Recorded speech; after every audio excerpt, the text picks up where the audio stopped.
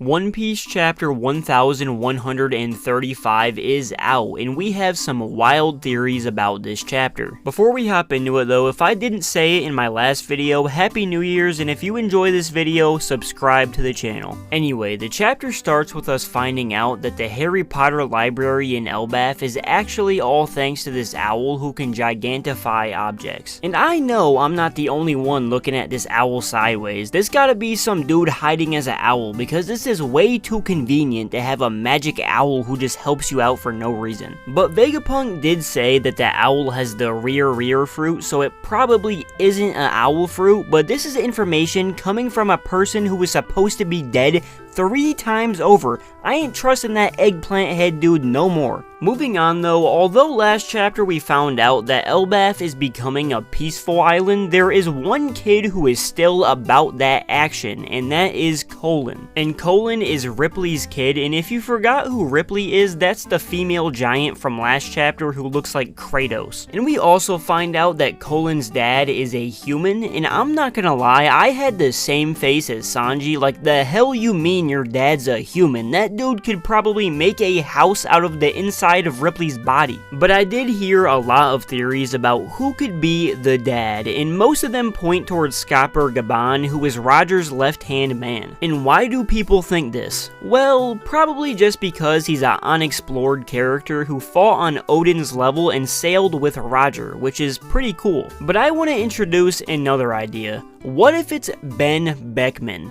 Shanks obviously has a deep connection with Elbaf as it is, and Oda specifically said in an SBS that Ben Beckman was a womanizer. Shanks' crew is already the face of deadbeat dads, and I know the size issue is even crazier with Ben Beckman, but just look at Big Mom, bruh. Don't act like we haven't seen this hot dog down a hallway situation before. We also got a quick fit check in this chapter, and all of them look pretty good, but my favorites are for sure Jinbei and Robin. Jinbei got them long Viking dreads and that big body build, and Robin's fit is just hard. Don't get me wrong, I'm not gonna sit here and complain when a female character got their wumba chumbas out, cause sometimes that's just appealing to your audience. But other times, just a cool ass outfit is all you really need. Later in the chapter, we see the girl that came with Shanks' twin sneaking into Lower Elbaf and going to probably rescue Loki, which was pretty obviously gonna happen, but she uses this weird ability to defeat some of the giants, which reminds me a lot of the Gorsei's abilities. It also leads me to wonder if they are trying to recruit Loki and if Emu ordered it. Moving on though, we finally have the iconic big party in Elbaf, which we've been waiting for since Little Garden. And at this party we see Stanson, who was the giant the Straw Hats and Rayleigh let free on the Sada Baby archipelago. And this guy was apparently Harudin's friend, which is pretty cool. And another guest at this party is Ja Rule. And obviously we all want to know what Ja Rule thinks of this situation, and I'll tell you what I think of this situation.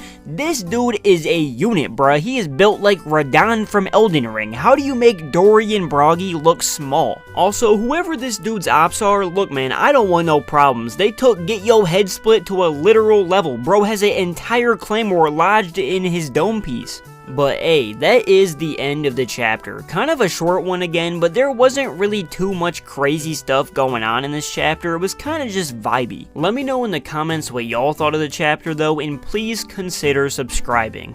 Anyway, like the vid, sub, appreciate y'all, deuces.